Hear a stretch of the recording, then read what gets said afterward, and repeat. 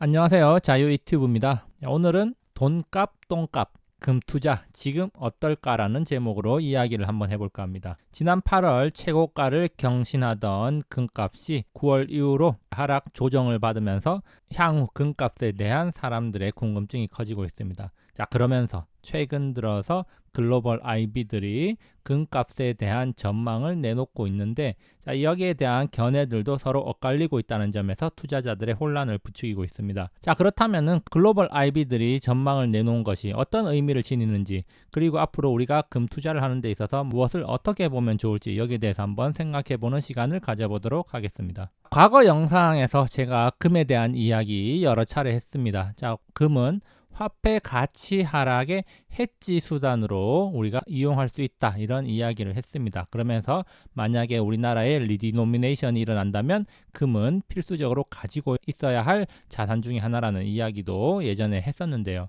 어쨌든 저는 금 투자에 대해서 긍정적인 의견을 내놓은 바 있습니다. 자, 제가 긍정적인 의견을 내놓았던 시기 한번 영상을 살펴보면요. 2019년 5월 17일 날 금은 불티나게 팔리고 화폐 가치 추락한다, 이런 영상 올린 적 있고요. 자, 그리고 최근에는 4월 11일 날 금 투자해도 될까, 이런 영상 한번 올린 적 있고, 4월 30일 날 레이 달리오의 말을 인용해서 현금은 쓰레기다, 이런 이야기를 했습니다. 레이 달리오는 대표적인 금 찬양론자죠. 자, 그리고 7월 27일 날 금값 아직 싸다라는 영상을 올린 바 있는데요. 자, 그 이후로 8월에 금값이 최고가를 찍고 9월부터 하락 조정기를 거치고 있는데, 자, 그러면서 또 상대적으로 우리나라 증시를 비롯한 글로벌 증시가 많이 오르면서 안전자산인 금 투자에 많은 비중을 실었던 투자자들이 상대적 박탈감을 느낄 만한 시장이 전개되고 있습니다. 그렇기 때문에 그렇다면 앞으로 우리가 어떤 점에 포인트를 맞춰서 보고 집중해야 될지,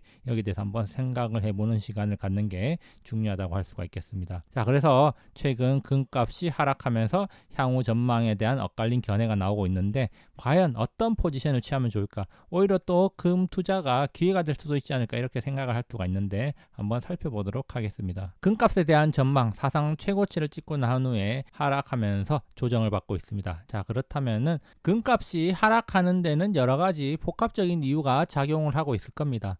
어쨌든 신고가를 경신한 이후에 하락 조정이 찾아오는 경우는 시장에서 흔하게 볼 수 있는 현상 중에 하나긴 합니다. 그렇지만 또 상대적인 박탈감이라는 것도 있고, 지금 이 하락세가 몇 달 이어지면서 투자자들이 불안해하고 있고 IB들이 다른 의견을 내놓으면서 더욱더 불안을 부추긴다는 점, 우리가 이 점을 기억해야 될 것입니다. 자, 그렇지만 누구 말이 맞을지는 우리가 지금은 알 수 없고 시간이 해결해 주겠죠. 자, 그래서 지금 이 보시면은 8월 달에 금값이 사상 최고가를 찍고 나서 이렇게 지금 몇 달 동안 하락 조정세를 거치고 있는데, 그래서 지금 이미 1800달러 부근까지 하락해 있는 상태입니다. 자, 그러면서 연일 하락세, 상승 동력 다 했나, 자, 이런 뉴스 기사가 나오고 있고요. 금값이 치솟으면서 세계 중앙은행들이 금을 팔아치웠다는 이야기가 많이 나오고 있습니다. 이렇게 금을 팔아치우니까 시장에 금 물량이 풀리고 가격 하락 조정을 막고 있다, 이렇게 볼 수가 있겠는데요. 자, 이런 현상은 주식시장에서도 많이 일어나는 현상입니다. 신고가를 찍고 나면은 어떤 주식이 신고가를 찍을 때 차익 실현 매물이 많이 나오면서 하락 조정을 거친 후에 다시 이렇게 상승하는 경우 우리가 많이 보아왔습니다. 금은 어떻게 될지 지켜봐야겠지만 어쨌거나 지금은 하락 조정을 맞이하고 있다는 겁니다. 자, 그러면서 내년에 17% 더 하락할 것이다, 이런 전망을 내놓는 것도 있는데요. 자, 그렇다면 좀 더 구체적으로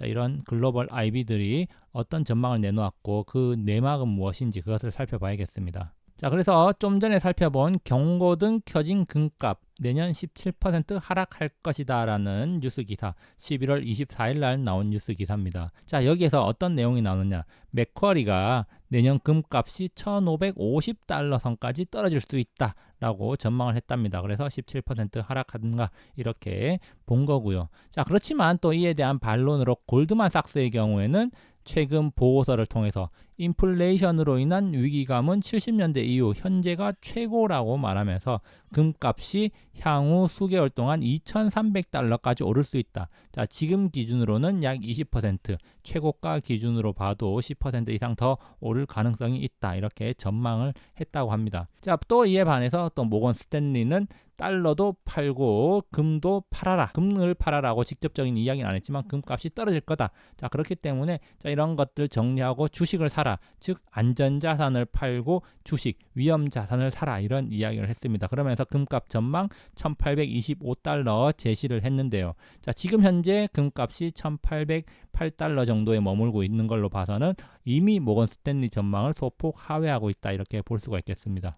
자, 그렇다면은 우리가 앞으로 금값이 어떻게 될 것인가, 금값을 볼 때는 우리가 어떤 걸 봐야 되냐. 물론 글로벌 IB들의 의견을 참고할 만하지만 글로벌 IB들의 의견이 엇갈리고 있답니다. 자, 그렇기 때문에 금값이 어떻게 되어 왔고 우리 스스로 중심을 잡을 줄 알아야겠습니다. 자, 그러면은 어떤 지표들을 보면 되냐. 뭐 여러 가지 지표를 참고할 수가 있겠지만 저는 여기에 그냥 주요 지표 두 가지 한번 가져와 봤습니다. 바로 금값과 유동성의 관계를 한번 살펴볼 거고요. 그리고 금값하고 달러 인덱스의 관계를 한번 살펴볼 겁니다. 자, 그리고 보너스로 코스피와 금값과의 상관관계 그래프 한번 나타내 봤는데, 자, 뒤에서 한번 확인해 보겠습니다. 자, 여기 지금 미국 M2, 즉 유동성 증가량과 금값 변동 추이를 나타낸 겁니다. 금값 추이를 나타낸 건데요. 자, 1970년대 닉슨 쇼크 이후에 금값하고 달러의 연동 관계가 깨졌습니다. 그 이후로 금값은 꾸준히 우상향하는 기조를 보여왔는데요. 자, 여기 보시면은 유동성 차트는 80년대부터 나오는데,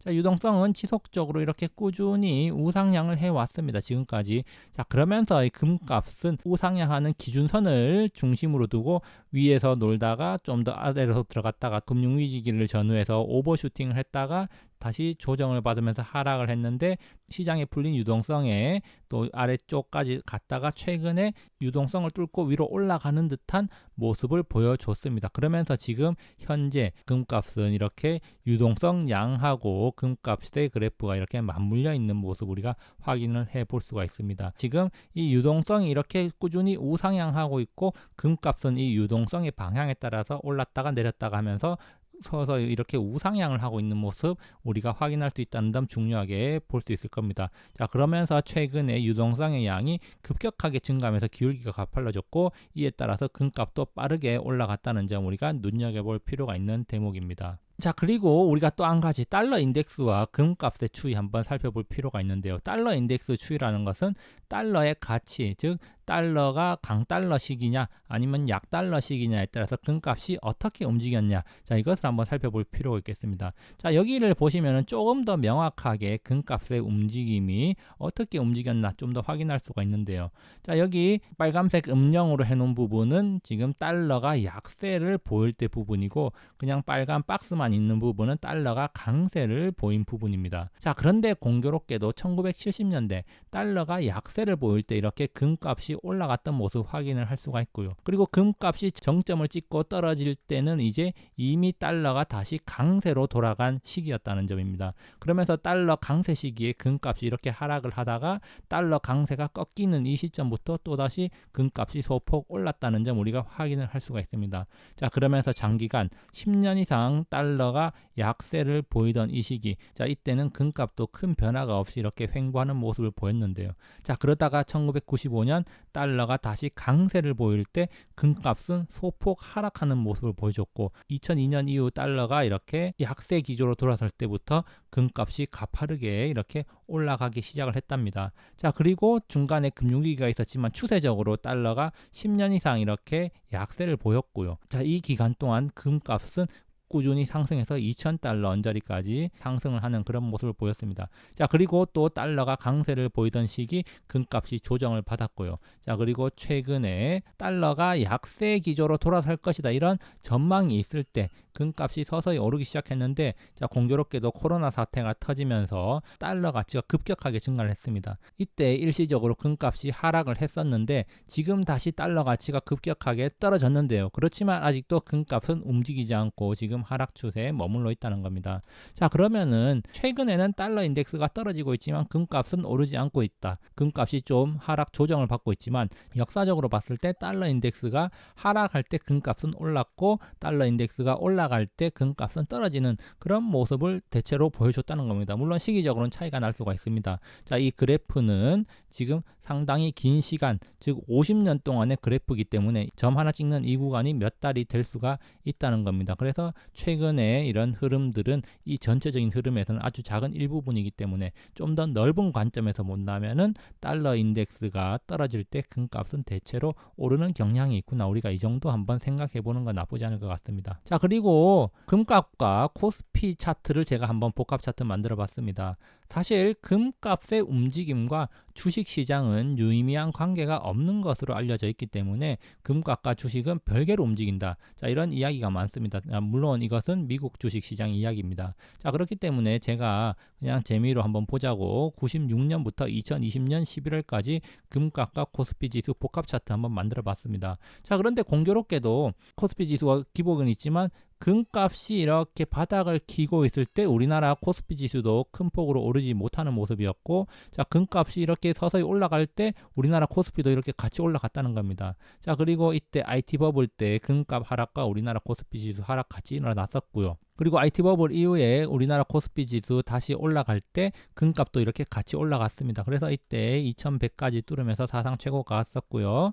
자, 그리고 또 우리나라 코스피 2011년 이후로 박스권에 갇히면서 상승하지 못할 때 금값도 이렇게 같이 하락하고 하락 횡보하는 모습 보여줬습니다. 그리고 2016년 17년에 코스피 올라갈 때 금값 잠시 올라갔고 2018년도 이렇게 코스피 하락할 때 금값도 같이 하락하는 모습이었습니다. 그러면서 2019년부터 금값이 이렇게 추세적으로 오르고 있는데요. 자, 지금 최근에 몇 달 떨어졌다고는 하지만 일단은 큰 틀에서 볼 때 추세적으로 상승 추세 살아 있습니다.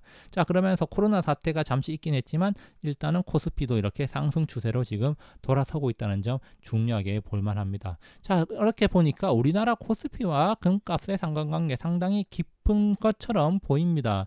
사실상 주식시장과 금값은 유의미한 상관관계가 없는 것처럼 보이는데 좀 전에 제가 말했듯이 이것은 미국 시장 이야기라는 거였죠.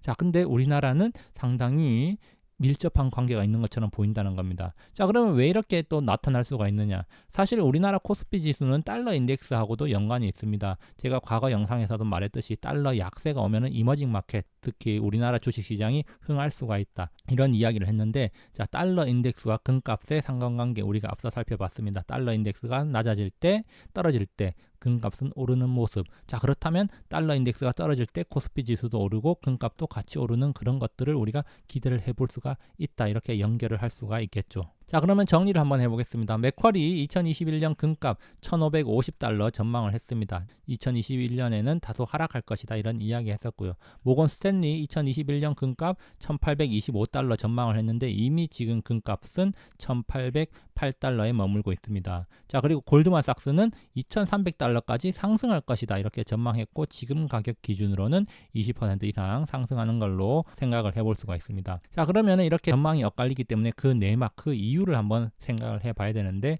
자, 시장 전망, 이들이 시장을 전망하는 핵심 키워드는 바로 인플레이션과 달러 약세를 한번 우리가 고려를 해봐야 된다는 겁니다. 그래서 공통된 점을 한번 뽑아보면은 이들의 이야기에서 공통적인 내용을 한번 뽑아보면 달러를 매도하고 이머징 마켓 주식, 즉 위험 자산을 매수해라 이렇게 우리가 볼 수가 있겠습니다.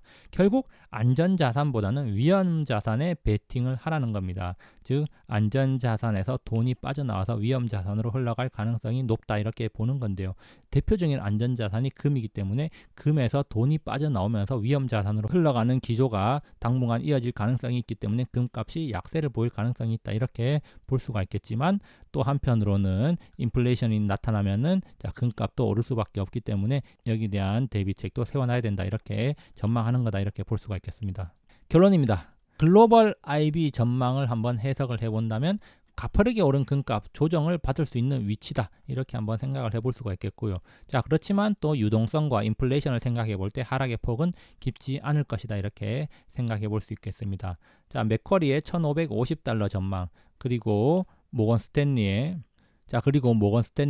1825달러 전망을 생각해 본다면은 하락의 폭이 그렇게 깊지 않다는 거 우리가 생각해 볼 수가 있겠고요. 자, 그리고 모두 지금 안전자산보다는 위험자산 선호를 이야기하고 있습니다. 즉 이머징 마켓 주식 선호를 하고 있는데요. 자, 이것은 지금 시장의 분위기가 안전자산보다는 위험자산 선호가 두드러지기 때문에 금은 수익률 측면에서 봤을 때 금은 큰 매력이 없는 자산으로 분류되고 있다, 이렇게 볼 수가 있겠습니다.